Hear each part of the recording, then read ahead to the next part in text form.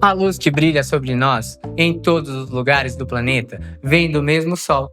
Ainda assim, dá para dizer que é realmente o mesmo Sol que brilha sobre o Amazonas, o Nilo, o Tejo, o Tietê, o Rio da Prata, o Sena, o Saara?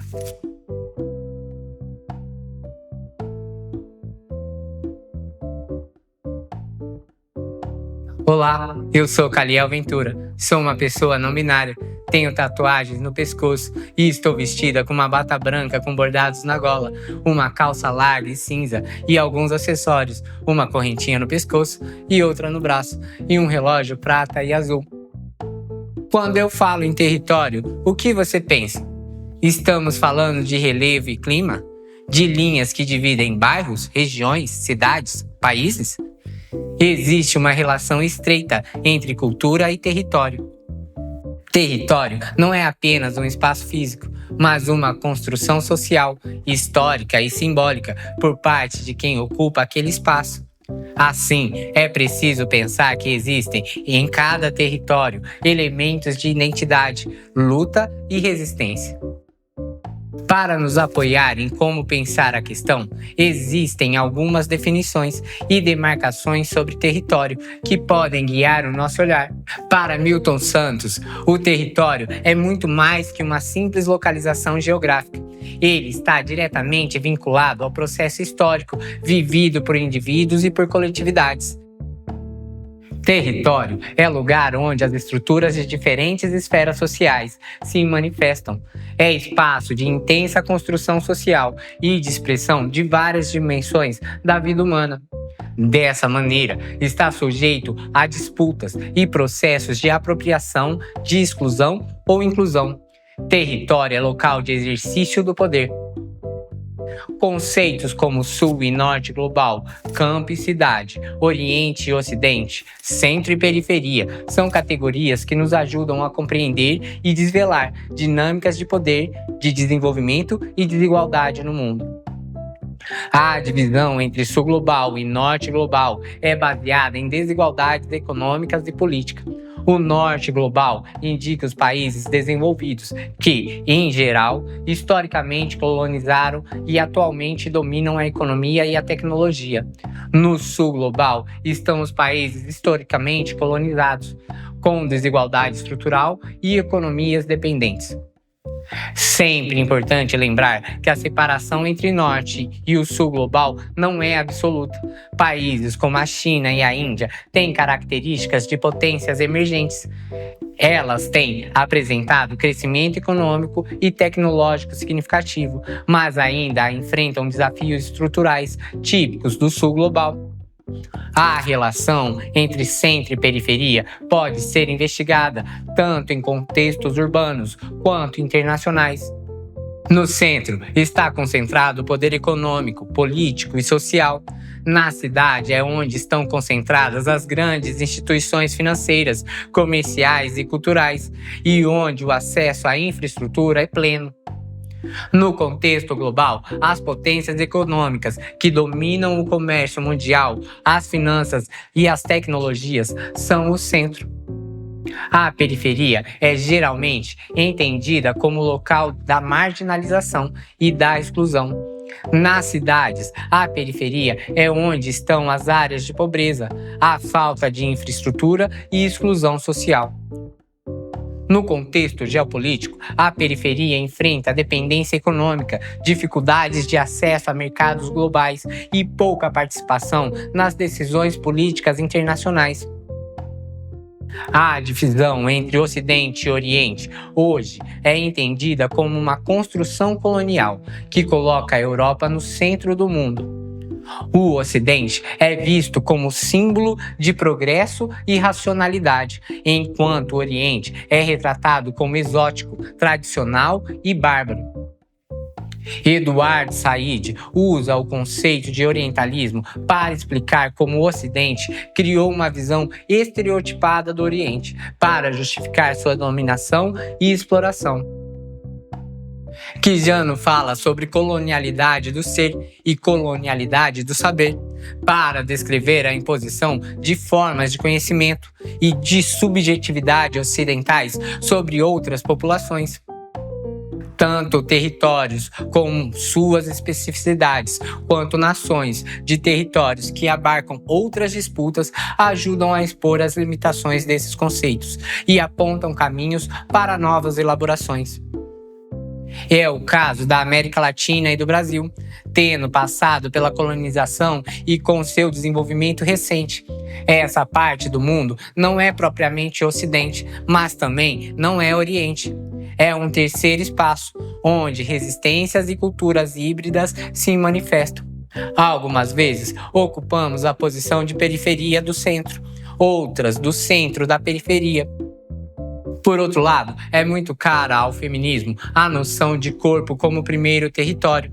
As feministas da diferença veem o corpo como um território que carrega as marcas de gênero, subjetividade e identidade, que resiste às normas patriarcais. As feministas comunitárias, por sua vez, entendem o corpo explicitamente relacionado ao território físico e ambiental.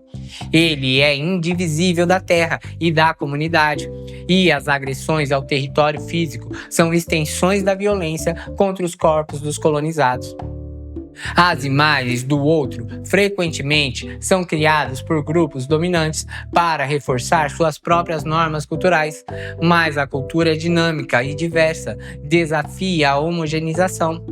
Em conjunto, cultura, territorialidade e alteridade são fundamentais para reconhecer a validade de práticas das diversas realidades socioculturais. Estamos falando da soma entre território e comunidade.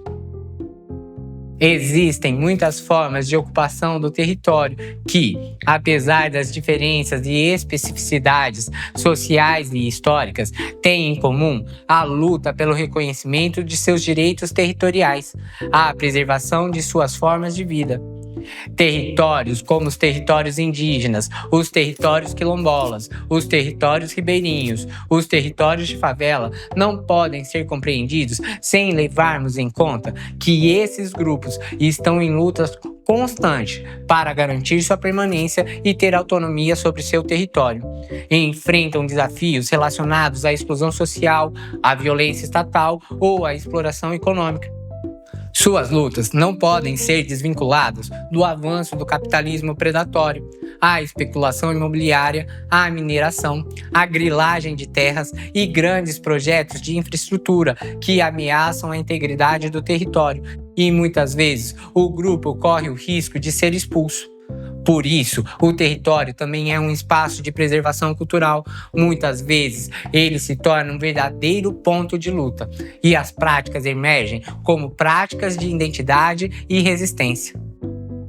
Dessa maneira, as questões do território estão intrinsecamente ligadas à ideia de tridimensionalidade da cultura. O território é espaço onde as três dimensões fundamentais da cultura se manifestam: a dimensão simbólica, a dimensão cidadã, a dimensão econômica. A dimensão simbólica se manifesta no vasto conjunto de modos de viver, fazer e criar.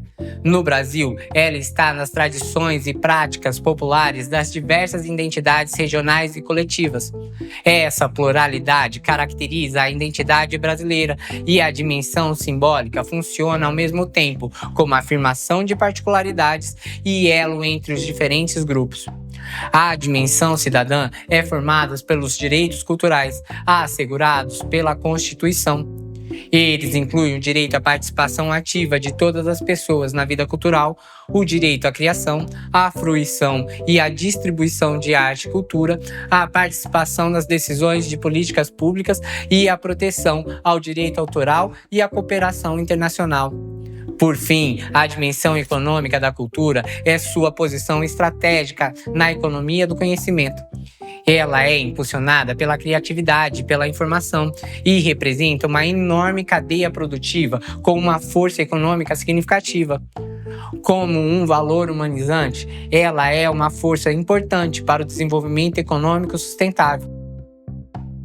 Na conjunção com o território, a tridimensionalidade se manifesta na cultura como representação simbólica. O território é um espaço carregado de símbolos e significados. Na cultura, como prática, são as práticas cotidianas, os modos de vida, as tradições, que estão entrelaçadas com hábitos, modos de produção e rituais.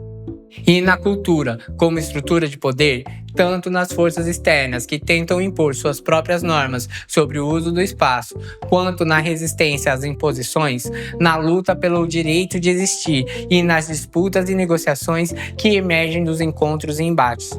No Brasil, profundamente conectada com a territorialidade, existe a Política Nacional Cultura Viva. A Política Nacional Cultura Viva, ou PNCV, é a expressão do reconhecimento de que é responsabilidade do Estado apoiar a diversidade cultural brasileira. Como política pública, ela envolve esforços coordenados entre os níveis municipal, estadual e federal. No nível federal, a PNCV é apoiada pelo Ministério da Cultura, que fornece diretrizes e distribui recursos, e incentiva a criação e a manutenção dos pontos de cultura. Os níveis estadual e municipal são responsáveis pelas políticas que atendem às realidades específicas de cada território. Cabe aos estados e municípios adaptar as ações e oferecer apoio técnico e financeiro aos pontos de cultura. O envolvimento dos diferentes níveis é fundamental para garantir que a política de cultura viva chegue a territórios marcados por disparidade de infraestrutura e acesso. O investimento público é essencial para superar as desigualdades culturais. A junção entre cultura e território é fundamental para chegarmos a uma sociedade que reconhece e valoriza a diversidade, o direito à identidade e a preservação das memórias e lutas que constroem cada espaço e comunidade. Esta videoaula faz parte da formação Jacarandá. Em cada uma das aulas, nós apresentamos os principais tópicos e conceitos para formar gestores culturais. Você pode assistir os vídeos na ordem que preferir e só aqueles que quiser. O conteúdo completo pode ser acessado no endereço que aparece no vídeo ou no link que deixamos na descrição.